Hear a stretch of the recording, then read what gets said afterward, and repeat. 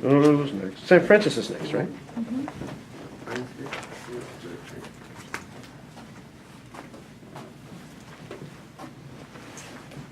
All right, Keith, we're supposed to be in the house. And do the monologue. What? Just do the monologue. You're good. Okay, all right. I thought you wanted to know. No. Sorry. No one else is doing it. I just, Okay. and Francis is like, okay, let me set the scene for you. It's like, no, it's Let me fine. ask you one thing. Sure. Everyone's saying reading. I've never said Don't say- reading you don't have before. Okay. Yeah. Okay. Are you say, I'll be doing? What is it you say? What's your intro? Do it with the intro. Here we go. Okay. Hi, my name is Frances Owens, and my monologue will be coming from shit, that's not how I said it. Let me do that again. Hi, my name is Frances Owens, and my monologue will be coming from a play entitled Enemies. Is that okay with you? And you're the character of. It was just she. It was just those two people in it. Okay, cool. Okay. That's fine. Do that? No. All right, so just go into the monologue No, now. give me do the intro again with the transition. Okay. Hi, my name is Frances Owens, and my monologue will be coming from a play entitled Enemies. A man's enemies are those of his own household. Yes, especially if they love. You, on account of your love for me, have tyrannized over me, bothered me, badgered me, nagged me. Okay, good cut. What is the inciting incident? What leads you to say the first line? What leads me to say the first line? Mm-hmm. Because I think we're talking and he's going on about how he's taking care of me and... Be him. Be him. I'm you. You say what he's saying to you. Tell me. Okay. You always nagging me about whatever. Like I'm not good enough, but I love you and I did the best I could. Or trying to do the best I can. Something shit like that. And what's the first line? A man's enemies. Now, let me give you something stronger than that. Yeah. Mm-hmm. Your ass is always nagging about everything that I do. And I've been here taking care of you and the kids. Something like that. Sure. What's the first line? A man's enemies. Okay. Or what? Continue. A man's enemies are those of his own household. Oh. You think that works? Does that lead Yeah. you to have to say a man's enemies are the what of his own household? A man's enemies are those of his own household. He's an enemy to himself. He thinks he's treating me well, thinks he's loving me, but the shit he does is driving me crazy. Okay. Okay. All right. Let's hear it. And then the yes, especially, where does that come from? Yes, especially if they love. Because he always says that he loves me. Right. So just before you say yes, especially, imagine he's about to go, look, I love you. Honey, I love you. Uh-huh. Just cut him off Okay. with the Okay. yes, especially. All right, here we Okay. go. Don't worry about the intro. Right. A man's enemies are those of his own household. Yes, especially if they love. You, on account of your love for me, have tyrannized over me, bothered me, badgered me, nagged me for 15 years. You've interfered with me, taken my time and strength and prevented me from accomplishing great works for the good of humanity. You crushed my soul, which longs for serenity and peace with your perpetual complaining. Yes, of course. But you see, my dear, I'm more philosophical than you, and I recognize all this as necessity. Men and women are natural enemies, like cat and dog, only more so.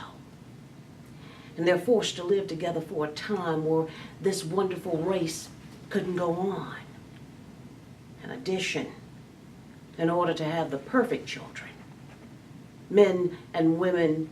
Shit, I lost my That's mind. right. While you stop, so what are you trying to do with this monologue?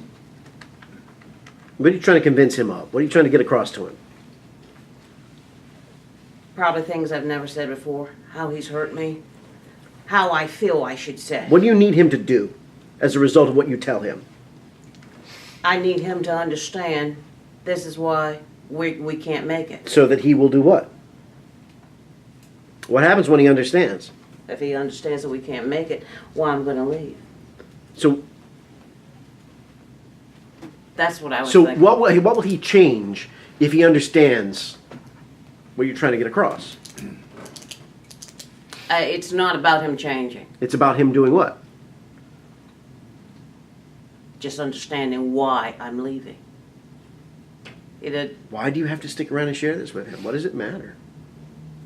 Why don't you just leave? Why do you need him to understand? Finally getting things off my chest and how I've been feeling. So you need him to feel How he's hurt me?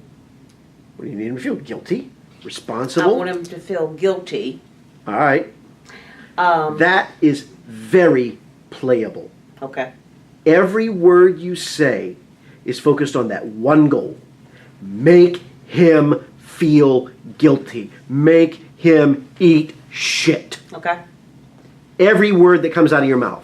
So that there is, because right now it's kind of falling into this, let me tell you this story, and it's Okay. kind of doing this thing. No, it is all about taking his actions and shoving them down his throat till he chokes. Right. Use the monologue that way. Okay. Try it.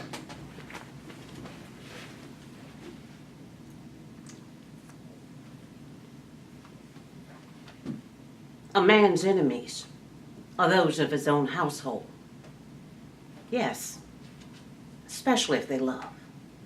You, on account of your love for me, have tyrannized over me, bothered me, badgered me, nagged me for 15 years. You've interfered with me, taken my time and strength and prevented me from accomplishing great works for the good of humanity. You crushed my soul, which longs for serenity and peace with your perpetual complaining. Yes, of course. But you see, my dear, I'm more philosophical than you, and I recognize all this as necessity. Men and women are natural enemies, like cat and dog, only more so. And they're forced to live together for a time where this wonderful race couldn't go on. In addition, in order to have the perfect children, men and women of totally opposite temperaments must live together. The shock and flame of two hostile temperaments meeting is what makes perfect children.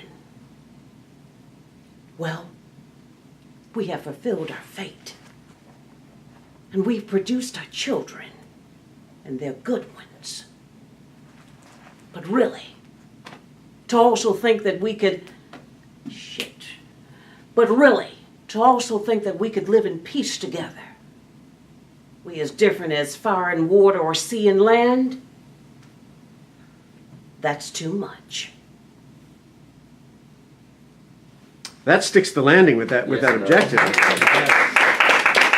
Okay. The only thing I would say, you can come sit down. I want to listen to Okay. it. So the only thing I would say is, as you keep going back and working on this piece, I would eliminate any pause that does not occur at a place of punctuation.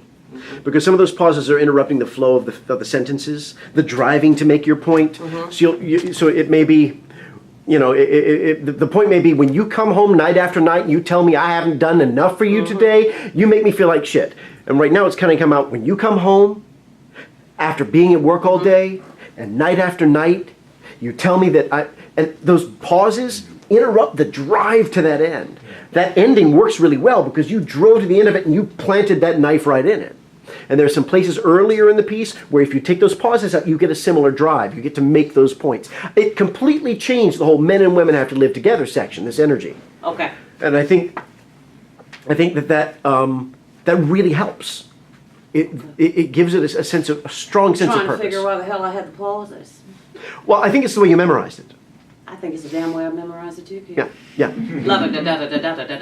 Yeah. Here's a chunk of words, here's a chunk of words, here's a chunk of words, and you're still sort of recalling them that way. Okay. Go back and take the sentences and go, okay, look, there's no punctuation till here. I can pause here, but I'm not going to pause anywhere else. And the reason I ask for this is because this is a Francis habit. It Right. shows up in some of the other work too. So Yeah. this is the perfect chance to find a thing in which you can And work on it and smooth- break make it. it smooth. Yeah, and break that habit with this so that you'll see it more the next time you step into a scene. Okay. Next time. Now, you mentioned last time the tone in which I did it, and it wasn't the same tone throughout. This time, was it? No. Okay. Okay. No. Sometimes you shoved his actions down his throat this way. Sometimes you did it this way. Sometimes you did it like this way. So there was variety in that. It's metaphorical, you know what I mean? But you know, it did. There was ebb and flow. There was like, you get it now, you asshole? Uh-huh. And then we have to do this. And you kind of backpedaled a little bit and built. So there's some natural builds in there now. Okay. So that does work better. They will smooth out even more. So take Take the pauses out. the damn pauses out and have the energy of. Who'd you let me tell put? what the Who'd you fuck- put here? Who'd Yeah? I put there? Yeah.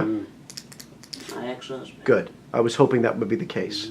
Ex-husband because of the kids and Yep. just everything, and he always Pour on his mouth. Pour the sum total of your rage into this piece. It is safe to do so, and it empowers you in a way that he has not. Use what you are feeling within the context of this piece to make it into something more than it would be if you let him continue to terrorize you by being just the subject of this. Dump on him. Dump on him. Okay. It may overwhelm at first, but let it go. This is the perfect chance to do that. Because when I'm rehearsing, sometimes I feel that, that the hurt emotion, you know what I mean? I understand. I've always loved to see Francis lose control. Okay. All right. Okay. Okay? Because once you go there, then creeping up on that doesn't happen. You've already passed it. Mm-hmm. It's like when you set a goal, if you overshoot, then you know you can get there. Getting Okay. to the actual goal is easy. Creeping up on it is so much harder. Okay. Okay? Okay. Thank you, All right. Francis. Nice. Good. I'm sorry. I know it's not a scene study, but may I ask a question? Yeah, okay. There was a line in there when you said you crushed my soul in the beginning, Mhm. and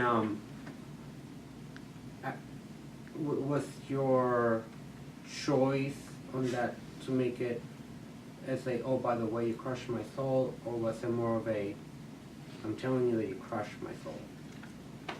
Telling him that he crushed my soul. Okay. To me, it just came across as it was more, oh, by the way, you crushed my soul. Okay. Fantastic note. Okay. Yeah, fantastic note. I should say, everybody, please do this. Okay. I know I'm just rambling on here. That's the line that I had that emotion part in. Okay. So, The other thing I would do is I would cut the yes, of course. cut that whole line. Just those three words. Yes, of course. Uh-huh. Because the rest of the line is what? Yes, of course. But you see, my dear. Just cut the yes, of course.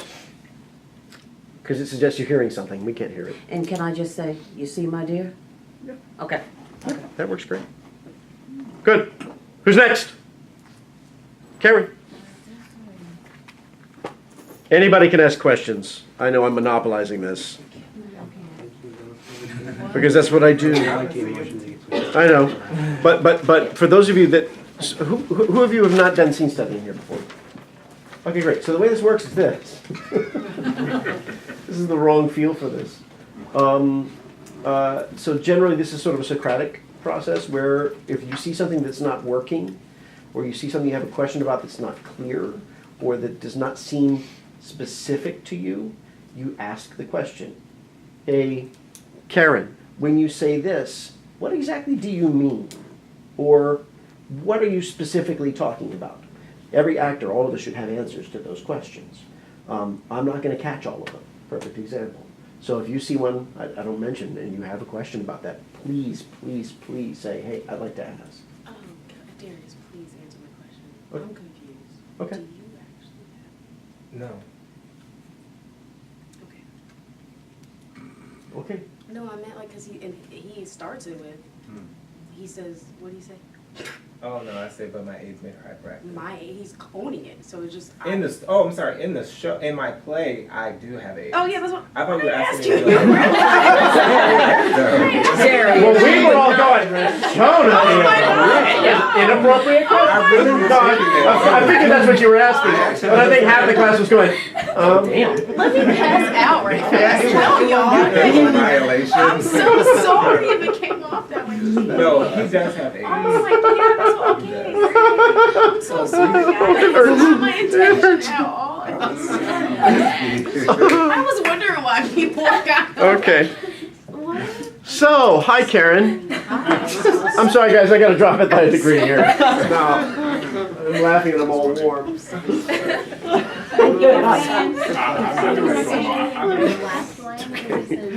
I'll use this. I appreciate it though. Does it have a little tongue depressor on it? I love those little, my grandma always had those little church fans around. Don't worry about it. No, don't worry about it. Excuse me. Oh, well, that's lovely. Oh, I love those. I used to love these. Do they have I'm this in wrong. Louisiana? I just feel like it's a Louisiana thing. Yeah, absolutely. Sorry, girl. Right. Okay, so, are we ready? I'm ready. Okay, from the top, from the introduction, please.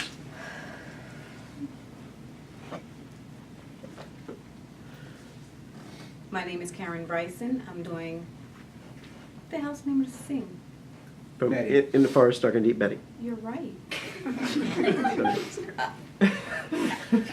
From the top.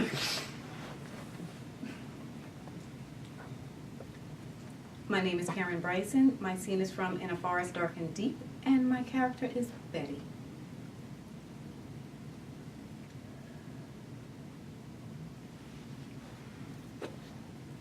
I suddenly saw what it was like to become invisible. Okay. You know. So no, you're doing fine. So the moment with the breath and down, I was preparing because you said we shouldn't just jump into it as soon as we say our name. no, you're right. You should not. The time would be better spent, however, because that moment of kind of takes the energy from the hi, I'm da-da, and it kind of brings it down here. Instead, if you go from the introduction into turning to the person who's speaking and spending that moment, just a moment, listening to them say what incites the piece, then it keeps me engaged on you. Okay. So as opposed to, hi, I'm Keith Flippin, I'll be doing this. You know what? That moment I look down, if I'm watching you, I'm going to go, well, that's interesting. And I'm going to go away and take notes. And I may not be there for the first moment. No. We need to stay right here. Here. Exactly. So if it becomes, hi, I'm Keith Flippin, I'm doing this. Let me tell you something. And I take that moment to see it and go right into it. That way. That beat is still there. It's just filled. That's all. Try it that way. Let's see what that looks like.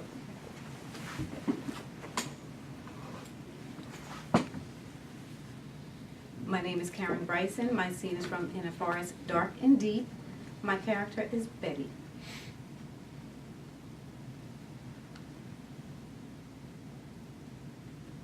I suddenly saw what it was like to become invisible. You know, to be seen through. I saw it coming. Campus is not for the weak of heart. Trust me. Hot new girls every term, year in and out. But hey, I could still turn a head or two when I tried. Some makeup on, my heels. Yeah, I still had a little something. But hey, college guys are easy, I suppose. They're just looking to get laid and they don't care with who. So, I guess that was no great accomplishment. Still, it doesn't hurt at 8 a.m. as you're walking across the lawn and a bunch of guys whistle at you. Stupid. But it makes you feel alive or whatnot. Wanted, even just for a second. Okay, so with him, this gorgeous young guy I find in my office one day. He needs help with a scholarship application. But he makes me smile and laugh, and he likes my hair. And you want to believe it even though you know it's not the truth. You want to believe it believe the illusion, because that's all you ever were. This pretty face and a girl who would say, yes. It's not easy to give that up, to just let it pass you by. Because suddenly you just want to hear it from anybody, just once. From the kid down at the drugstore, some old man getting his coffee at Dunkin' Donuts. I mean, that's just how pathetic you get. Shit. Okay, good. Okay, good. So, That wasn't enough.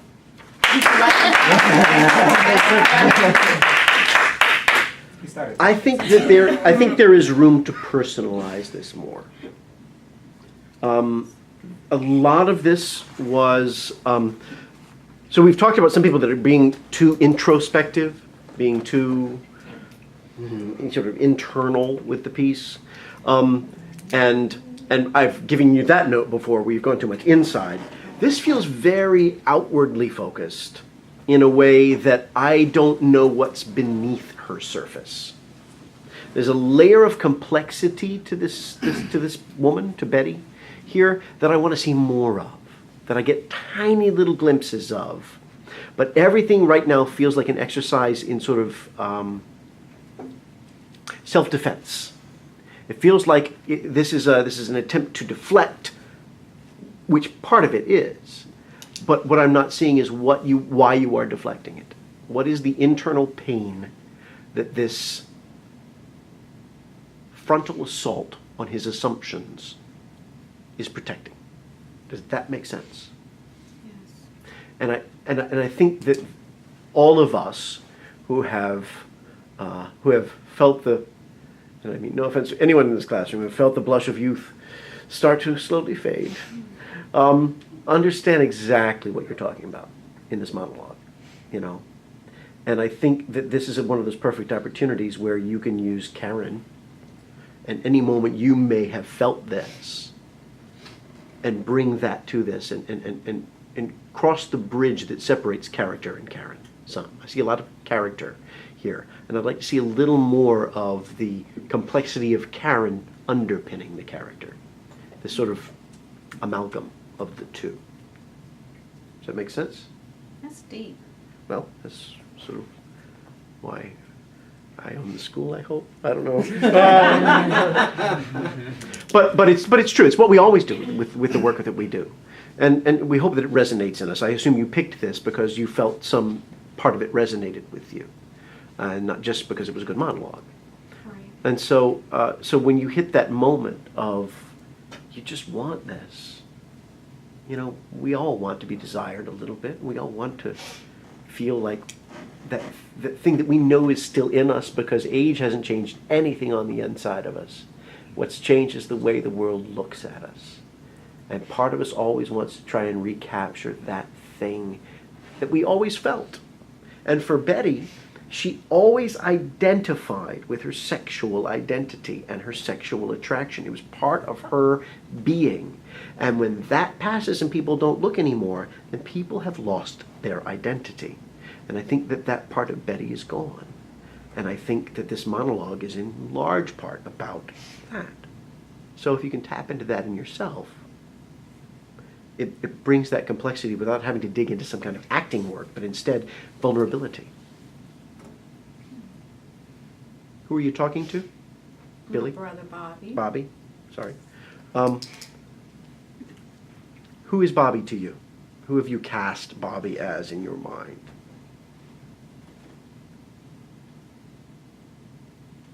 Do you have someone in mind?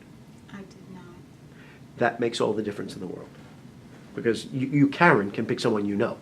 Frances chose her ex-husband. You, Karen, could pick someone that you would share this with and have that conversation. There's still all of the sort of bravado you can bring to it a bit, but what underpins it is this fear of not being anymore, being forgotten, lost, invisible, what you say in the first line. So So who would you pick, do you think, to share this with?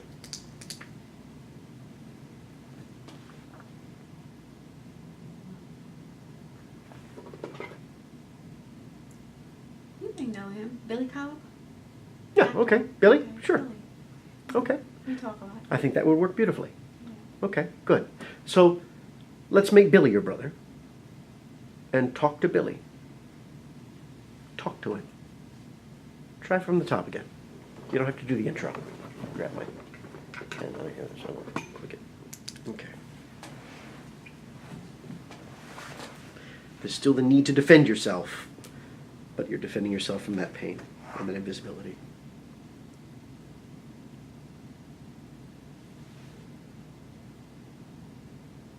I suddenly saw what it was like to become invisible. You know, to be seen through. Felt it coming.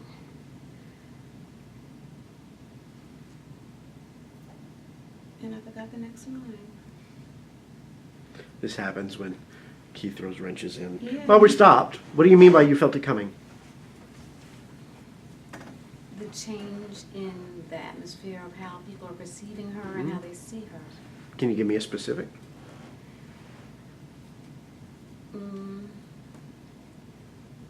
In general or from the script?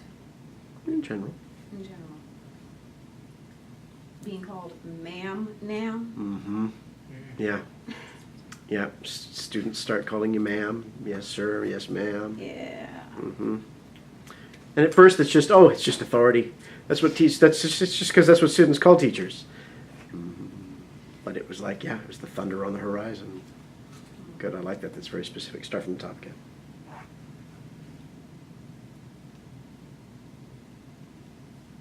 I suddenly saw what it was like to become invisible. You know, to be seen through. Saw it coming.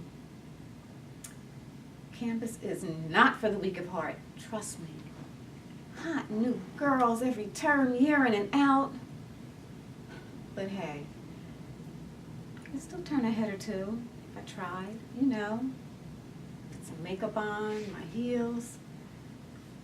I still have a little something. But hey, college guys are easy, I suppose. They're just looking to get laid and they don't care by who. So that wasn't any great accomplishment. Still, it doesn't hurt at 8 a.m. as you're walking across the lawn and a bunch of guys whistle at you. Stupid. But it makes you feel alive or whatnot, wanted, if just for a second.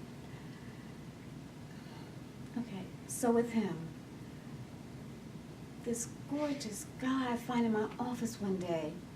He needs help with a scholarship application and he makes me smile and laugh and he likes my hair. But you want to believe it even though you know it's probably not the truth, but you just want to believe the illusion because that's all you ever were. This pretty face and a girl who would say, yes. It's not easy to give that up, to have it just pass you by. So you just start looking for it anywhere and everywhere, from the kid at the drugstore, from some old guy getting his coffee at Dunkin' Donuts. I mean, it's just how pathetic you get. Shit. Yeah, I think that's Yes. a completely different movie. It is now very human, and so much of this is what you want is this humanity. You want to be able to sort of plug in and go, oh yeah, I see where this overlaps with me and everybody else I know, and that works. I would get rid of the shit. I wouldn't do the shit at the end. You disagree? So sorry. I figure she did. Make your case. Because she's saying it because she realizes, wait a minute, I'm just talking about myself, and I say I'm pathetic. Shit. What's the line before? That's how That's just how pathetic. pathetic you become, or how pathetic you get. And she's saying it third person, but then she realizes she's saying it about herself. Yeah, it makes her really strong. I think it really The only thing with that, though, I feel like after you said shit, I feel like there's something else coming afterwards. It like was, you're but trying he told me not to explain say it. See, I didn't feel that. I liked it because it felt like, to what you just said, that word was really just an exclamation point to it. Like when you say, I felt like it ended. It was It's like a realization. Yeah. Which one makes you reflect more on yourself as the listener? That's how pathetic you get. Or, that's how pathetic you get. Shit. The first one. The first one. First one. I don't know. The second one makes me No? so Going good. with Still go with shit? I Okay. agree with the whole, The second one brings like when I hear the shit, like I But expect, it I was kind of such feel like shit. I expect more dialogue to follow. Every single time I hear them, I was just like, oh, that's the end. Is what my feeling I always get. It's like, oh, that's it. But I feel like she ends the way that I get it now after we've heard it multiple times, but the first time I'm just like, feel it's not just that like, way. Yeah, I'm saying anybody else I can see it being like, oh, I want more, but I feel like her ending is fine. Could you say shit without saying shit? Like after you say that last That's how phrase. pathetic you get. Okay. I think we like that. Okay. I think we like good Yeah. That's a good compromise. medium. That's a good medium. Good suggestion. Good, we like that. All right, good. Yay!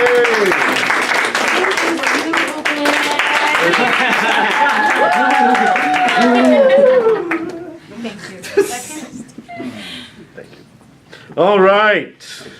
Anyone else want to go tonight? What time is it? 9:25. 9:25. We got time for one more. Yep. We got time for one more. Eric? Oh. Everybody know Eric? Eric has been in the class several times before. He's in visiting tonight if you haven't met Eric. Hi, Eric. So that's a no on anyone else? If nobody else wants to go, I'll go. I'll go again. Let's work that. Okay. Wait, right now? No. Well, Oh, tomorrow. Tomorrow. Let's work on the copy a little bit. Let me tweak it. 6:30. 6:30? Gotcha. Yeah. Okay. I can come after that. And okay, good. Then we can do that. well, we can work on my next class. Right, Diego needs to tighten this up a little bit and really kind of lock in the dialogue in his head. I mean, I can, but just know I've been fighting allergies, so I've been like coughing.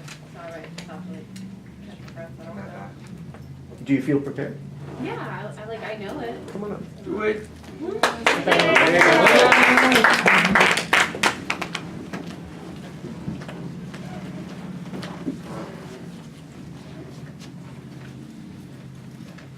Before you go, this is something I'd like you to practice Alright. over the course of the next couple of days. For each sentence, see if you can make it last a breath. Okay.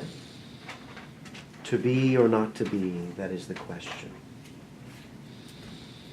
Whether 'tis nobler in the mind to suffer the slings and arrows of outrageous fortune, or to take arms against a sea of troubles and by opposing end them. See if you can make it last a breath. And when you're done with the sentence, take a breath and start the next sentence. Follow the punctuation. Okay. Just as an exercise and sort of like working on pace of speech, slowing it down a little bit, giving each word its own value. Okay. Okay? Okay. Okay. Hello. Okay, whenever you're ready. Alright. Hi, my name is Ashley Cockrell, and I'll be doing a monologue from Brighton Beach Memoirs by Neil Simon. I don't remember Dad much anymore. I used to remember him real good, and now he disappears a little bit every day. God, he was so handsome. He always dressed so dapper, and his shoes always shined. I always said he should have been a movie star, like Gary Cooper, only very short. Mostly, I remember his pockets. Well, when I was like 6 or 7. Okay, good. It's great. Who are you talking to? Lori, her sister. Great. Where is Lori? Like right here. Great, okay. So when we talk about monologues, when we talk about close-ups in class, we talked about point of focus. We talked about the places where you can look. Okay. We've got the person we're talking to, which is one eye line. We've got usually an object that we're holding, which is another. And then we generally create a point in the room where it's been shown to the audience before, the window out to the world, the front door, or something like that. We need one of those for you because it feels like when you are contemplative, when you are ruminating, when you're sort of chewing this stuff up in your head, that you don't know where to look. So you feel obligated to keep looking at Lori, and there's just a lot of direct eye contact, especially on moments when it looks like you're thinking to yourself. And to do it like it is to say, I remember my dad, he'd come home and it's just like all of this eye contact. And I think it'll make you feel more comfortable. Okay. So let's say, So over here. where would you feel comfortable? Down? Over here? Well, probably also there, because you said if you look down, you're gonna get all. That's correct. Good So- choice. I listen. Very good. So some spot. Pick some spot. Okay, so like right here, Yeah. What are you looking at? your little sound booth. Pick a spot on the sound booth. Be more specific, like that top strap. I was looking more at like the little curly thing. Go with the curly thingamabob. That's great. It's actually the replacement part's name. I have to order one. Curly thingamabob. Yeah, I think Well, I'm that. glad I could help but- you remember. So it works really well. That's good. Let me look at it. Let me see it. Okay. So talk to Lori. She's over there. Yep. Okay. Okay, from the top. I used to remember Dad real good, and now he disappears a little bit every day. God, he was so handsome. He always dressed so dapper, and his shoes always shined. I always said he should have been a movie star, like Gary Cooper, only very short. Mostly, I remember his pockets. Well, when I was like 6 or 7, that felt weird. I'm sorry. Like It's this- okay. Does it feel like it's too far away? No, it felt good at the beginning, but then I think I got lost of when I should. It's okay. Look. This is about feeling it out. It's about feeling it out. Feel it out. Most of the choices you've made are fine. Okay. It's- Because it felt really good at the beginning, and then I felt like I was just shifting too much. In order to do it, just to do it. Yeah. Yeah. Here's generally what it is. When you're thinking about something, and you're sort of allowing yourself to get lost in a memory, go over here. Keep talking to me like you're talking to me. Don't get dreamy. I remember. So it's not that, but you're just talking as you remember. Let your eyes drift away over there. And when you have a point to make, just come back to her and talk to her when it's just a conversation here. But if I asked you about your day, tell me about your day today. Today was pretty lazy, didn't do anything. Well, be specific. Start from when you got up. Let's see, I actually slept till noon today. Mhm. My kids took care of themselves, so that was fantastic. So your kid, you just looked over here as you were thinking about your kids taking care of themselves, Okay. right? It's that.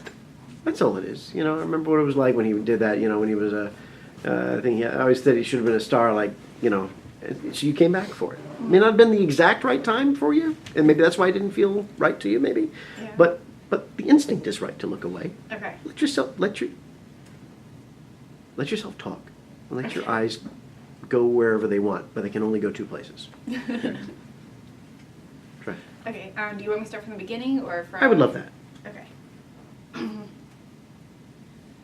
I don't remember Dad much anymore. I used to remember him real good, and now he disappears a little bit every day.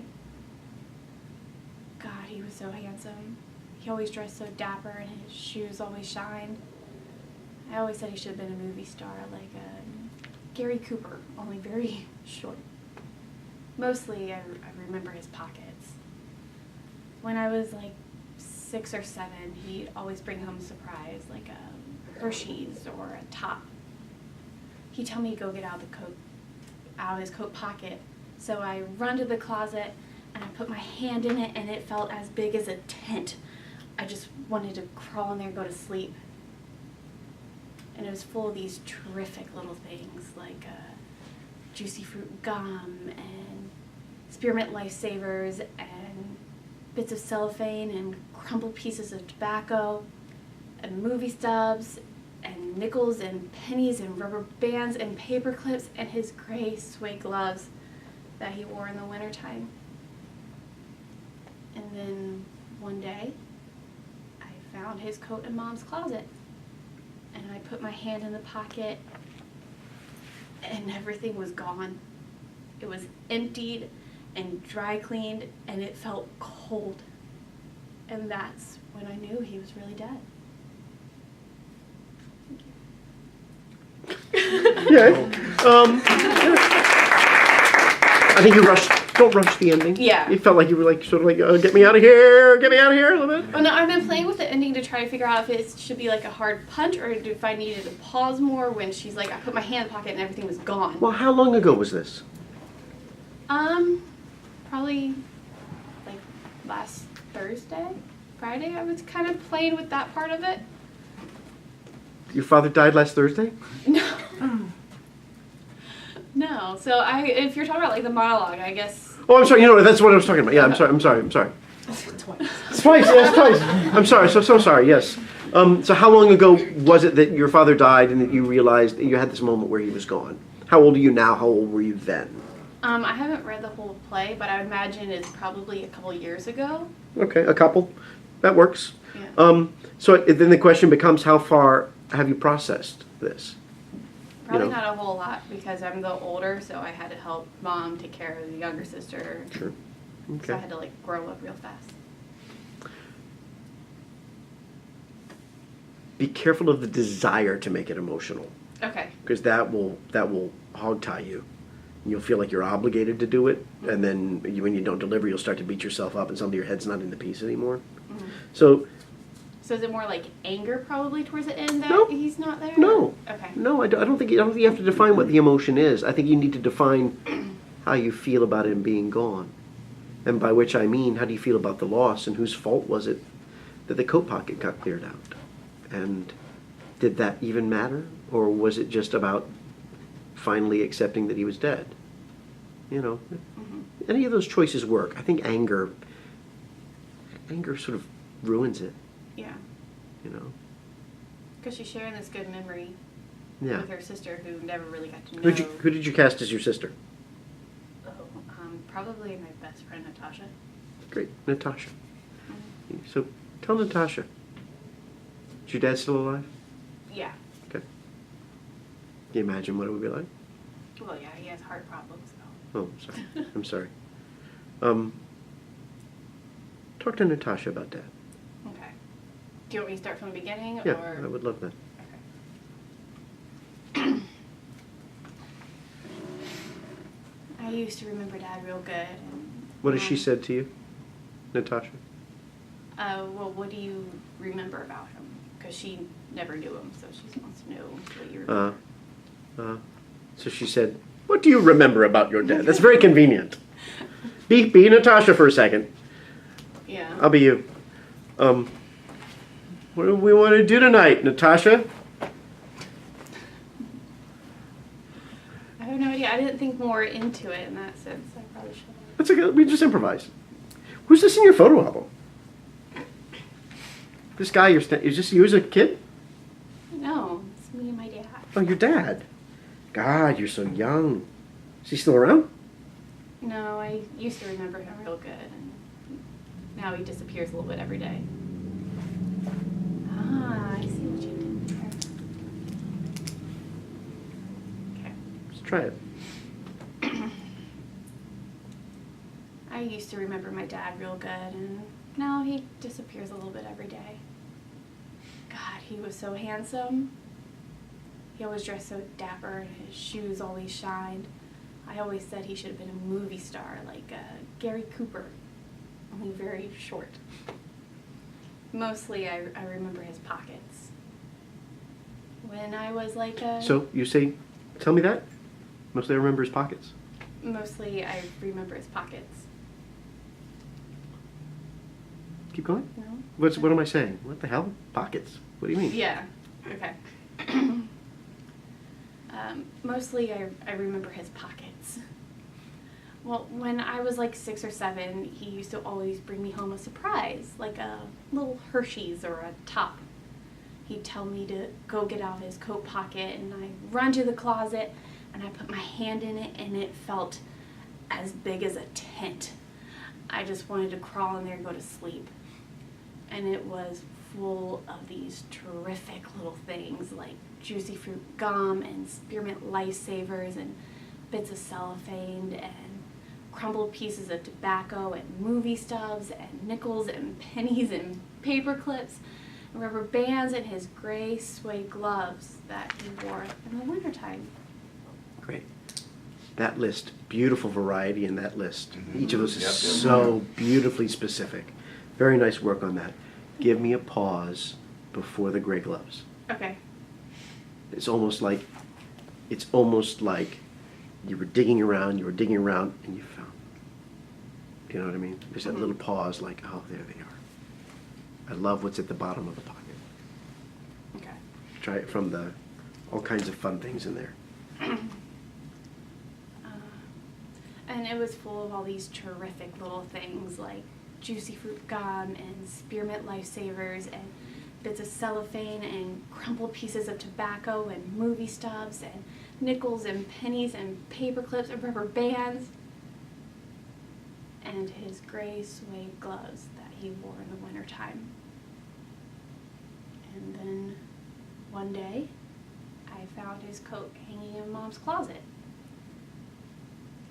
And I put my hand in the pocket, and everything was gone. Okay, good. Good. When you say, and then one day I found it in the closet, I already know how it ends. Okay. You can't give it away that early. You gotta Okay. save it until they're gone. Okay, so keep it kind of like on the happy Yeah, thought. and then one day I found it in Mom's. Okay. So take it from gloves. The pause before gloves works, yes? Yes. It's Okay. really lovely. Yeah, I like that a lot better. Good. Okay. So take it from the gray gloves. And his gray suede gloves that he wore in the wintertime. And then one day I found his coat in Mom's closet and I put my hand in the pocket and everything was gone. It was emptied and dry cleaned and it felt cold. And that's when I knew he was really dead. Good. I think you're overselling the cold. Okay. And that. I think just go back there and want the rest of the stuff. Okay. You know, and all you got was that. Fucking pocket. Yeah. Take from the gray gloves again. Okay. And his gray suede gloves that he wore in the wintertime. And then one day I found his coat hanging in Mom's closet and I put my hand in the pocket and everything was gone. It was emptied and dry cleaned and it felt cold and that's when I knew he was really dead. That felt weird. Yeah. No, it didn't work. It didn't work. Don't tell her that. This Okay, is for keep you. it Yeah. This is kinda for like- you. okay. Go put your hands in his pocket again in your mom's closet. And then I found his coat hanging in Mom's closet, and I put my hand in the pocket, and everything was gone. And it felt emptied and dry cleaned, and it felt cold, and that's when I knew he was really dead. Oh my goodness. Where's your yeah? Yeah. Where's your text? It's right there. Yeah.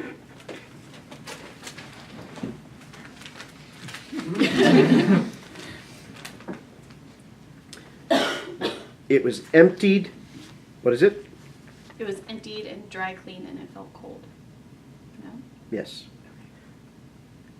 And there is no and.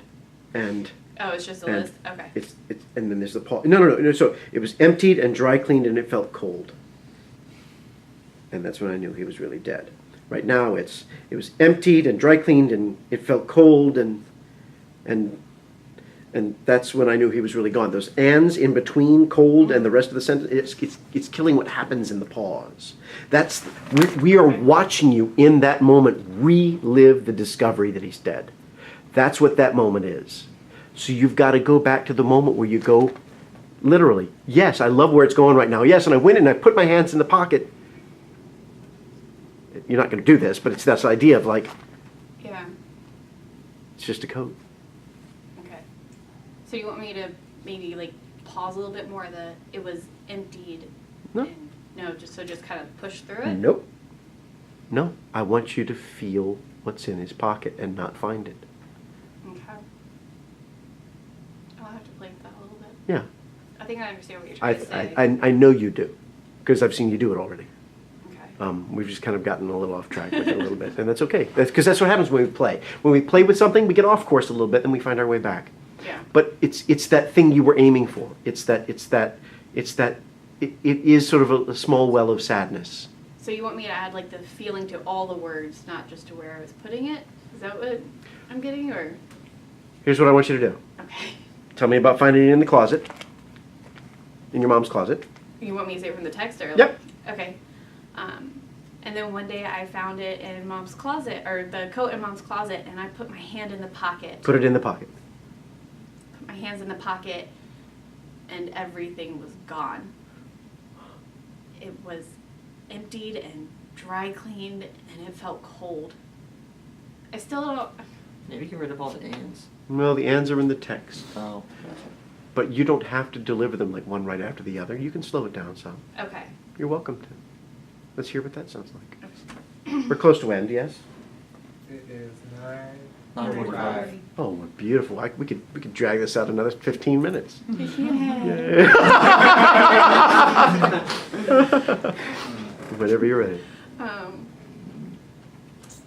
And then one day I found his coat in Mom's closet, and I put my hand in the pocket, and everything was gone. It was. I'm going to make a suggestion. Put the pause after and. I put my hand in the coat pocket and then everything was gone. So it could go happy, it could go sad. yeah. Okay. And then one day I found his coat hanging in Mom's closet, and I put my hand in the pocket, and everything was gone. It was emptied and dry cleaned, and it felt cold. And that's when I knew he was really dead. Yeah, I think that's much closer to the mark. Okay. And I think you got to plant the landing. Yeah. Stick the landing. Stick the landing. Plant the landing. Plant stick. Stick. Plant the stick. Plant the stick. That's what's No, no. No. Stick and plant the landing. Finger gymnastics. Exactly. Ta-da! Exactly. But I think that's it. Just give it enough air for the feelings to be in there. Okay. If it's empty and cold in this, trying to drive through it, there's no room for the feelings to populate. Yeah, it's not going to stick with the people. Yeah. Okay. Yeah. Well, no, it's not going to stick with you. That's what matters. We're here to watch you go through something. And if there's no room for you to go through it, we're not going to go through it. So each step is kind of bringing me lower down Yeah, you can think of it to that the way. Yeah. memory of being like, oh shit, he's gone. Yeah. No more tops, bits of string, crumpled tobacco. It's a cellophane. Much stronger. My dad's dad died when he was 14, and my dad got his wallet and his rabbit fur gloves, and my dad caught my dad one day going in the closet smelling them. Caught is not the right word. I saw him going in the closet one day. He took him out of a box, and he was just smelling his dad's gloves. It's amazing how long that stuff persists. It's powerful. The smell of tobacco in a pocket, the smell of those suede gloves. You have anything of your parents you know the smell of? Not that I can think of off the top of my head. Think about that. See if you can find something. Okay. I had one T-shirt after my grandfather died. I found him dying on his dining room floor. And when they cleared the house out, I took a T-shirt. Because for my entire childhood, he smelled like Gojo, which is a hand cleaner, and like motor oil, and a very specific detergent. And I kept a T-shirt of his in a Ziploc bag until the smell left it. For like 6 years, and I would go in there, and anytime I wanted to remember him, that smell would do it. See if you can find out what those gloves smell like. Okay. Okay? Good. Thank you. Yay. Okay. Nice work. Thank you. Very nice work. Thank you. I welcome. really So it's like enjoy really creepy. So that innocent child energy Yeah. you put into it. Like you're talking about it, and I can picture this 8-10-year-old child telling me the story. So he just, I don't know. I really enjoy it. That energy. Thanks. That makes me feel good. It changes your face. It Yeah. does. Oh, good. Well, but it does. It brightens you and it youthens you. Not that you can youthen much, but you know, it does. It really does. Works for all of us. Yeah. So next week we will get Connor and Diego. Who else? Anybody else left from this group? And then we have about 4 people absent tonight. So that will be the last of the work-throughs next week. And then our final class will be the week after that, where everybody will go. And we'll do some final tweaking so that you can carry these out into the world and offer them to the people that would like to hire you, which is the point. If you have second monologues that you happen to have squirreled away from what you went through, then you could start to work on those. But your goal is to have the one you've done in here, which is either comedic or dramatic, And then you want a contrasting piece, which is the opposite of what you've done here. So every actor should have generally 4 monologues. Excuse me. There should be a comedic contemporary. There should be a dramatic contemporary. And then, depending on the work you're doing, you should probably have a classical monologue, which is generally Shakespeare or Moliere or one of the old, really old things. Masters, each in a dramatic or a comic. Those should be the last things on your list. You're not going to be asked for that much for a film. Who was I talking to? Were you talking to you about, like, no, Meadows called me the other day, and we were talking about, we were doing this in class, and he goes, when was the last time you were asked for a monologue? I said, 1994. I haven't been asked for a monologue since 1994, which is why I just haven't kept them fresh, is because nobody asks. Unless you don't have demo reel material and you're not bringing something else to the table to share with them. And then a monologue is essential. So you're going to have casting people in representation asking you for monologues, and that's why these are valuable for you. If you don't have a body of work to offer them, show them what you can do. This does. And here's what you do with this monologue when you're done with this class of it. Every time you go to the gym, get on the stair stepper, you run the monologue. Every time you get on your bike, you ride around the block, you run your monologue. Every time you're sitting on the toilet taking a shit, you run your monologue. It's just, it becomes sort of a thing that you do that becomes almost meditative. And when you do that, what you're going to discover one day is you're going to go, fuck, that's what that line means. And suddenly, like a light bulb hits you. What you knew before about the line was correct. What you discovered about the line later was correct for where you are then. You understand the monologue from the context of your life where you are. And as your life changes, your understanding of the monologue changes. That's the beauty of these things. And eventually, you're going to change so much that the monologue no longer works for you. And you've got to be willing to throw it away. Because there's nothing worse than watching somebody get up and do a piece about, my sister, like 42 years old, my sister, this is like, what? No, is that the monologue you did when you were 21, wasn't it? Yeah. And so you gotta be willing to throw these things out when they get there. But you'll feel that out. Anyway. Tomorrow night, 7 to 9 p.m., 48-hour film project writing. And then the following week, the shooting. If you can't make it tomorrow night, then come to the following. Otherwise, I will see you all next week. Thank you. Thank you. Thank you for all of your hard work. It means the world to me. As you may or may not have read on Thank you Facebook. for that nice. No, I was gonna say that was a really nice post. So thank That you. was. Well, I meant it. This is how I feel about it. And please do not mistake my silence on social media when it comes to congratulating you all publicly as anything other than what I said it was. I will never hesitate to, you know, I tell you often uncomfortably how much I love you. I love you all, and I mean it, I do. But also that I'm proud of you, not only when you're out there booking work, but when I see you coming in and taking what we do seriously and bringing your best work to the table and saying, I will never be satisfied, and I know that that's okay, because this is the work that we do. So I am proud of all of you. Thank you for that. Have a good night.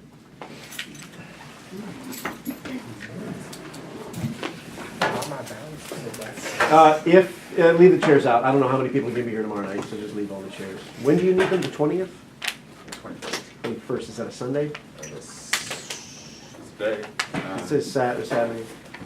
I'm going to be. I'm doing a phone bank for Scott Taylor's competitor in the election, because I don't know that I can believe a man when he says, I can't be racist, I named my son after a black man. Wow. 21st, So, Saturday. Yeah. yes, so I'm going to be doing phone bank for his competitor on the 20th. So if you need them, I can give you the key. Okay.